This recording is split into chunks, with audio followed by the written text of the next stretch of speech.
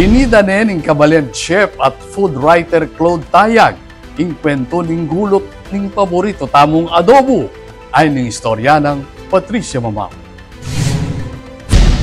Kinat muyang kwento, lasa at manya-manabaw ning paboritong pamangang Pilipino ing Museo ning Angeles Culinarium inyang August 28 king programang ing kwentong adobo arobo. Kaya bing kilalang chef at food writer ay Claude Tayag. King arapan darayng bisita mo meglutoy Tayag nune dinake naniting kasalesayan, kultura at niyayaliwang bersyon ning adobo iba't king kayang librong The Ultimate Filipino Adobo. Igit paketi, patakman niya naman ang kayang sariling luto, kareng tinagon king aktibidad.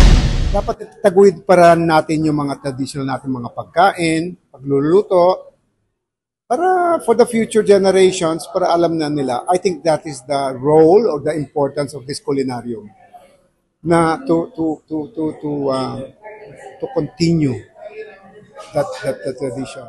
Ing programa, penimunanan ning Museo ning Angeles, kasanmetong ing Kulyat Foundation Incorporated at Han Foundation bilang parti ning karelang kapagnasan na isulong ing mabanding kultura ning pamangang Pilipino. In different variations, there's no wrong way of cooking adobo. And yes, the purpose of this is to create a physical venue for everyone to explore, talk about food. We're known for our food. We're known for people come here for food trips and all. So we're targeting that this would be the hub for culinary activities.